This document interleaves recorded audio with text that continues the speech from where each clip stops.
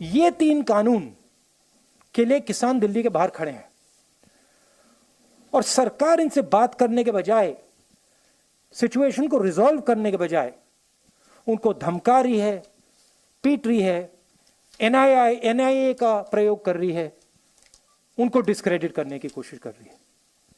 सरकार को एकदम इन 3 कानूनों को वापस लेना चाहिए, रद्द करना चाहिए।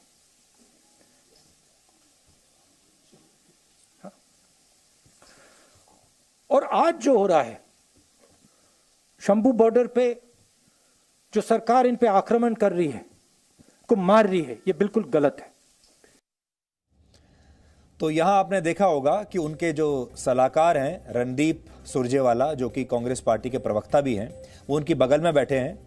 वो उन्हें कुछ लिख कर देते हैं कि ये पॉइंट, शायद उन्होंने ऐसा कहा होगा, मैं कह नहीं सकता क्योंकि हम तो वहां पर मौजूद नहीं है, लेकिन जो तस्वीरें देखकर आपको समझ में आएगा वो ये है कि उन्होंने शायद कहा होगा कि आप ये पॉइंट कहना भूल गए, ये भी आप कह दीजिए। और उन्होंने शायद कोई पॉइंट लिख कर दिया होगा। इसीलिए सिंघू बॉर्डर को राहुल गांधी क्या कह रहे हैं? शंभू बॉर्डर कह रहे हैं। शंभू बॉर्डर देखिए, यहां देखिए फिर से।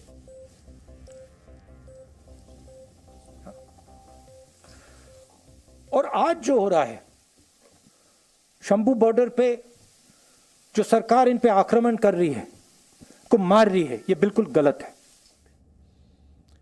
तो जब आप बिना तैयारी के और बिना जानकारी के, बिना पढ़ाई लिखाई किए सीधे मीडिया के सामने आ जाते हैं तो इस तरह की गलतियां होती हैं। सिंघू बॉर्डर उसका नाम है, हम बता देते हैं राहुल जी को, और वो इसे शंभू बॉर्डर समझ रहे हैं और इसे आज उन्होंने शंभू बॉर्डर कह दिया। ये भी किसानों का एक बहुत बड़ा अपमान है। और अगर देश भर के किसान इस समय हमें देख रहे हैं, किसानों के समर्थक हमें देख रहे हैं, तो हम उनसे ये कहना चाहते हैं कि वो नेता जो उस जगह का नाम ठीक से नहीं ले सकता, जो नेता ये समझ रहा है कि ये शंभू बॉर्डर है, और ऐसे नेता के इन बयानों को अगर किसान गंभीरता से लेते हैं और समझते हैं कि ये वाकई दिल से किसानों के साथ हैं, तो ये उनकी बहुत बड़ी गलतफहमी है। ये असल में किसानों का भी अपमान है। हालांकि प्रधानमंत्री नरेंद्र मोदी ने आज भी सभी पार्टियों से कहा कि लोकतंत्र की मर्यादाओं का पालन होना चाहिए और सभी